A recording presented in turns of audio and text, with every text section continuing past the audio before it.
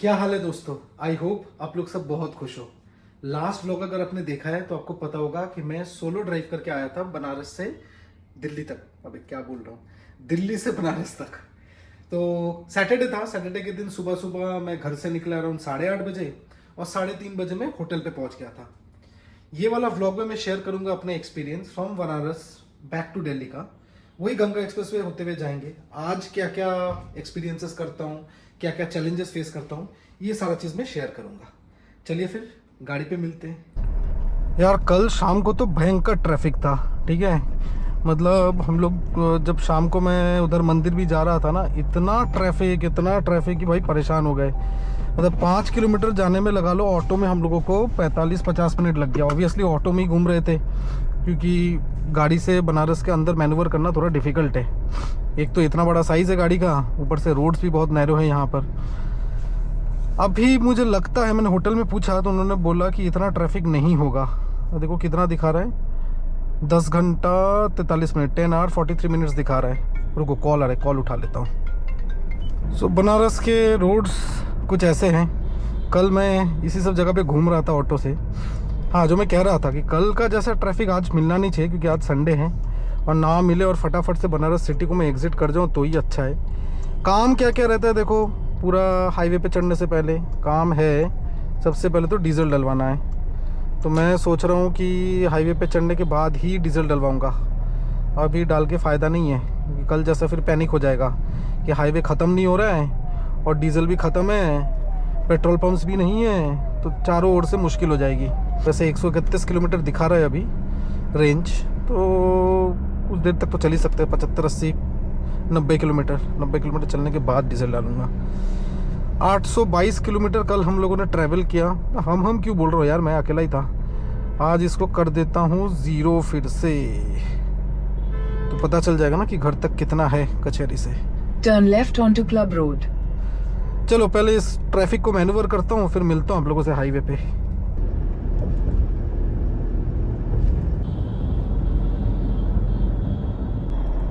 वैसे आज गर्मी ना कुछ ज़्यादा है, ज़्यादा मतलब कल जब मैं सुबह निकला था गुड़गांव से तो मस्त 25-26 डिग्री टेम्परेचर था। आसमान में एकदम पूरा क्लाउडी था, बारिश का मौसम था। आज देखो हालत देखो, बाहर इतनी धूप है भाई साहब, और 37 डिग्री टेम्परेचर चल रहा है बाहर। तो बाहर उतर के चाय वाय पीने का तो सोचना भी पाप है, ठीक है। वैसे गंगा एक्सप्रेसवे पे चाय वाय पीने का कुछ इंतज़ाम भी नहीं है, बट फिर भी मतलब बाहर उतर के 5 मिनट स्ट्रेचिंग ब्रेक ले लिया, वो सब भी करना तो मुझे आज लगता है पॉसिबल नहीं होगा, इतना गर्मी है। क्योंकि पूरा 570 किलोमीटर स्ट्रेट हाईवे, वो भी बोरिंग, समझ रहे हो। तो कभी कभी तो उतरना पड़ता है ना वॉशरूम ब्रेक्स वगैरह के लिए।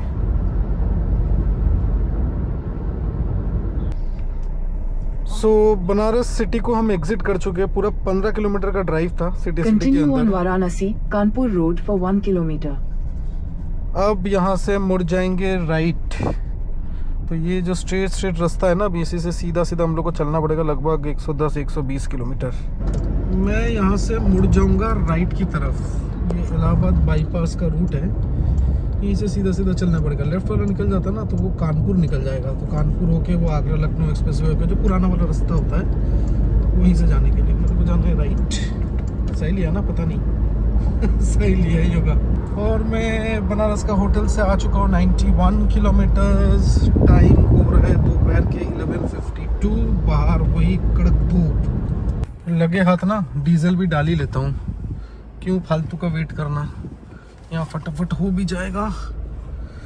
देखो पेट्रोल पंप भी खाली है, तो जल्दी डीजल डाल के एक ही बार में फ्री हो जाऊँगा। उसके बाद सिर्फ गाड़ी भगाना होगा और कुछ नहीं। सो इलाहाबाद में डीजल है 96.33, अपना गुड़गांव में था 95, यहाँ 1 रुपया ज़्यादा है। और भाई साहब ये देखो भरे ही जा रहा है। ये जितना भरता है ना उतना बीपी और बढ़ते जाता है मेरा, ख़त्म भी नहीं हो रहा है। मुझे लगता है 6000 के अंदर जाएगा, 6000 के आसपास का जाएगा डीजल पक्का से इसमें। भाई अच्छा हुआ इधर मैंने पेट्रोल पंप पे पूछ लिया। कॉन्फिडेंस के चक्कर में ना गूगल मैप्स तो लगा नहीं रखा था मैंने। जैसे एक बार बनारस शहर से बाहर निकल गया, गूगल मैप्स मैंने बंद कर दिया था क्योंकि इस रास्ते से तो मैं हज़ारों बार जा चुका हूँ, ये रास्ता मैं कैसे भूल सकता हूँ, है ना। कॉन्फिडेंस के चक्कर में मैं इलाहाबाद के अंदर जाने वाला था। अच्छा हुआ कि इधर डीजल डलवाते टाइम मैंने पूछ लिया। मेरे को लगा एक बार पूछ लेना चाहिए सही जा रहा हूँ कि गलत जा रहा हूँ। तो अब मैं चल रहा हूँ उल्टा, यहाँ से वही कानपुर वाला रोड ही पकड़ना पड़ेगा। ये अंदर अंदर से जाएगा, शहर के अंदर अंदर से, बहुत टाइम एक्स्ट्रा लग जाएगा इसमें। तो मैंने वो राइट वाला रास्ता छोड़ के ये वाला, ये जो क्रेटा जा रहा है ना, इस रोड से अंदर चला गया था। अब मेरे को यहाँ से यू टर्न लेना पड़ेगा और वो कानपुर वाला रास्ता लेना पड़ेगा। तो मुझे लगता है पुल के नीचे से होगा वो रास्ता। भाई बाल बाल बच गए, बाल बाल बचे, बहुत फालतू टाइम चला जाता आज। अब ठीक है ना। अब मैं देखो आ गया हूँ ये इलाहाबाद बाईपास वाले रोड पे। यही वाला रास्ता से मुझे लगता है 30-35 किलोमीटर और चलना है। 30-35 नहीं, शायद कम ही होगा। 100 किलोमीटर आ चुका हूँ ना मैं। हाँ नहीं होगा, 30-35 किलोमीटर होगा। 30-35 किलोमीटर चलेंगे और फिर चढ़ जाएंगे। और डिस्टेंस टू एमटी अभी, क्योंकि मैंने फुल टैंक कर लिया, फुल टैंक के ऊपर ही कर लिया, ऑटो कट के ऊपर भी भरवा लिया, तो डिस्टेंस टू एमटी अभी आ गया है 795, 800 किलोमीटर्स। इससे कम ही चलेगा मुझे पता है, क्योंकि उधर 100-110 पे तो नहीं चलाएंगे ना। अब इतना बढ़िया एक्सप्रेस वे बना है, उसमें भी आप 80-90-100 पे चला रहे हो, तो फिर कैसे चलेगा।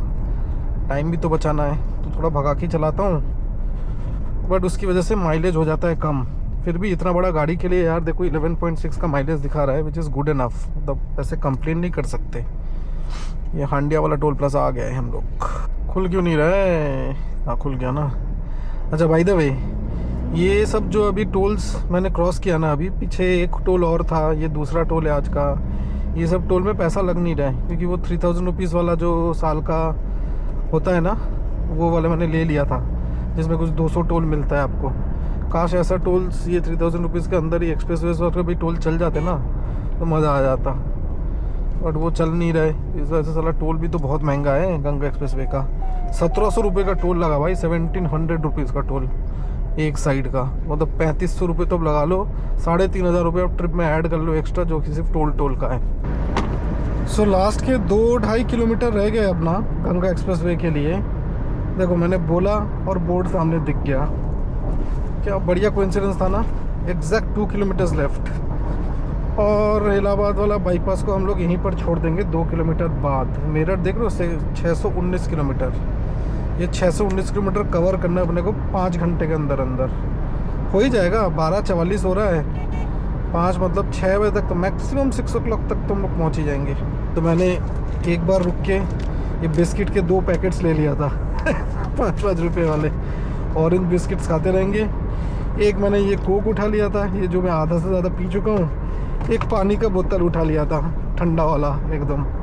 तो ये 3 चीज़ों के सहारे पूरा का पूरा गंगा एक्सप्रेस में हम नाप देंगे। कहाँ गया बोर्ड? हाँ ये रहा, 500।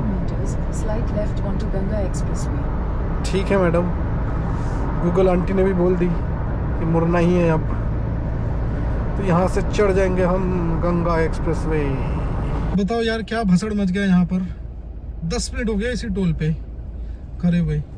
मुझे लगता है ये वाला जो ट्रक है ना सामने दिख रहा है, ये वाला जो ट्राला है, इसमें कुछ तो फास्टैग वगैरह का इशू आया होगा, इसी वजह से यहाँ ट्रैफिक लग गया है। ये आगे बढ़ ही नहीं रहे। तो भाई देखो एग्जैक्ट 12:56 और 146 kilometres from my hotel in Banaras, कचहरी वाले एरिया में रुका था, कैंटोनमेंट के पास। हम फाइनली चढ़ चुके हैं गंगा एक्सप्रेसवे पे। अब थंबनेल के लिए फ़ोटो खींचना भी तो ज़रूरी है। मैं जाते वक्त भी नहीं खींचा, अभी तो कम से कम खींच लूँ, नहीं तो ये पता कैसे चलेगा कि हम आए थे गंगा एक्सप्रेसवे में। ये दिख रहा है, ये फ़ोटो आएगा पता नहीं यार, देखता हूँ।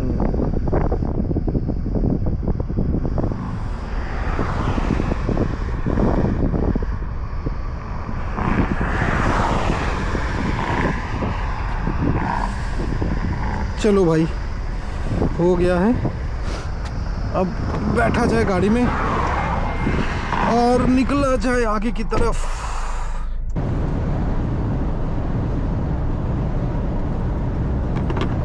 अब ऐसे बोरिंग रोड पे कैसे अपने आप को एंटरटेन रखूं बताओ। इसलिए मैंने क्या किया है, YouTube लगा लिया है। ऑब्वियसली इसका वीडियो नहीं देख रहा हूँ, ये समय रैना का जो स्टिल अलाइव एपिसोड आया था ना यूट्यूब में, वो मैंने देखा नहीं था अभी तक, 3-4 महीना हो गया था, तो वही सुनते हुए जा रहा था। ऑब्वियसली इसमें तो नहीं देखेंगे, इसमें देखने का कुछ है भी नहीं, बस सुनना है। वो लगा लिया था यूट्यूब पे, टाइम पास भी हो रहा था। और देखो मस्त 1 घंटा 20 मिनट का ड्राइव, समझ नहीं आएगा और निकल जाएगा।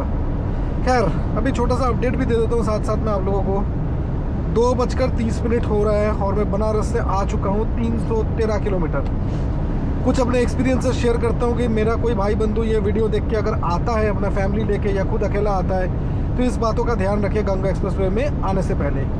फर्स्ट ऑफ ऑल रीफ्यूल करके आओ, कोई भी पेट्रोल पंप अभी तक चालू नहीं है। सेकेंडली बहुत ही लोनली रोड है, तो तैयार रहना।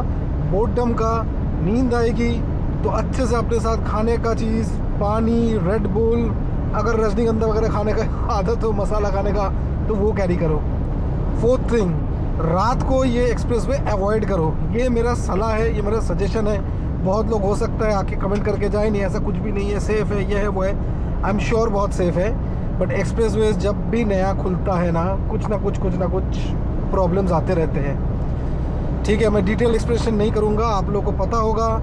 होते हैं लोकलाइट्स जो तंग करने के लिए बहुत सारा चीज़ें पैतरे आजमाते हैं, बहुत सारा चीज़ हो सकता है। गाड़ी आपका रात में ख़राब हो जाए तो आप पैनिक करोगे, कोई हेल्प यहाँ मिलेगा नहीं। ठीक है, तो मेरा सजेशन है कि रात में अगर आ रहे हो तो गंगा एक्सप्रेसवे मत लो। जो पुराना वाला रूट है वो लखनऊ वाला रूट, लखनऊ एक्सप्रेसवे वाला रूट, यमुना एक्सप्रेसवे वाला रूट, उस रूट से चले जाओ। 2 घंटा टाइम एक्स्ट्रा लग जाएगा बट सेफ तो रहोगे। दिन के टाइम में दिस इज़ फाइन। दिन के टाइम में इसलिए है क्योंकि अगर कुछ होता भी है you will be at least able to manage. कुछ एक इक्का दुक्का जो गाड़ी देखता है वहाँ से हेल्प मांग सकते हो या कहीं कॉल लगा सकते हो, कुछ तो कर सकते हो। एनीवेज गर्मी अभी भी उतना ही है, इनफैक्ट बढ़ चुका है। जब मैं बनारस से निकला था 36-37 डिग्रीज था, 39 डिग्रीज हो चुका है। मस्त मैं 120-130 के बीच में भगाए जा रहा हूँ। पता है मेरे को कि 120 स्पीड लिमिट है बट रोड खाली है यार, मन करता है मेरे को भी भगाने का। फिर याद आता है इस गाड़ी का माइलेज कि भाई भगाओगे तो माइलेज मिलेगा नहीं, फिर मैं धीरे कर लेता हूँ। तो ऐसे ही चल रहा है कुछ पिछला 1.5 घंटा। चलते हैं, मिलते हैं रोडों पे, एक्सपीरियंस शेयर करते हैं आप लोगों के साथ।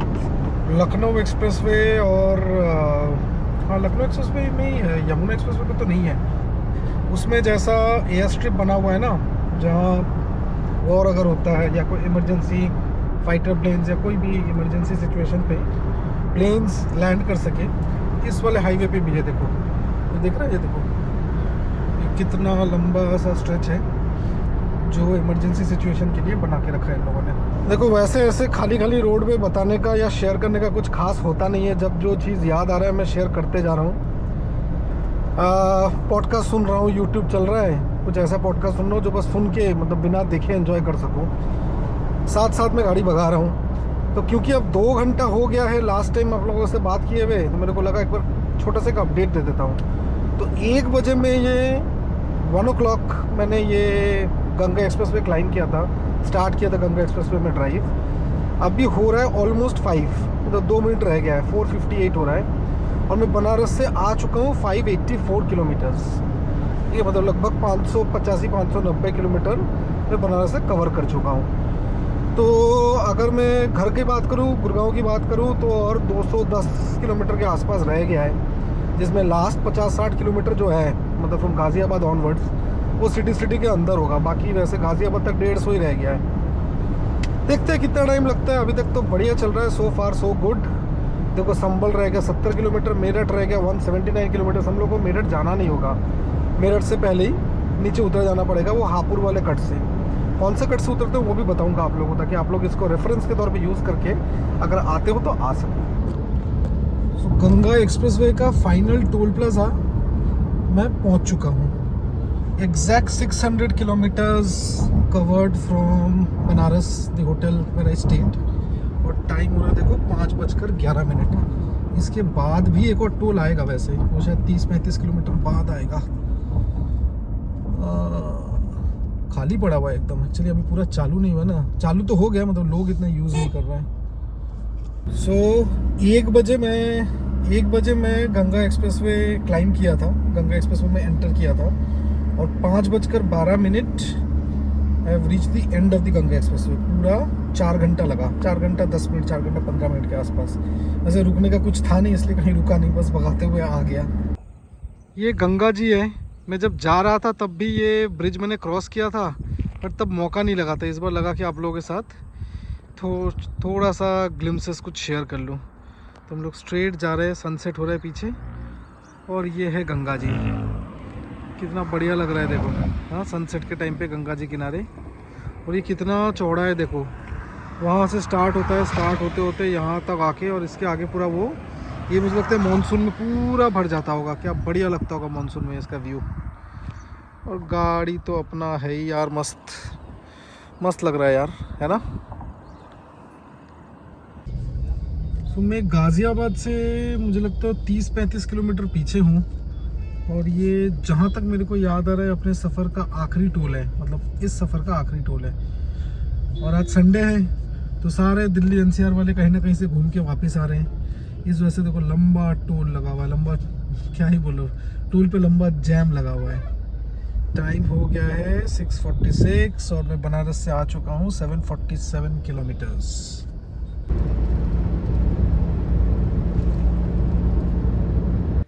लास्ट क्लिप के बाद मैं वीडियो एंड करना भूल गया था, इसलिए अलग से शूट कर रहा हूँ।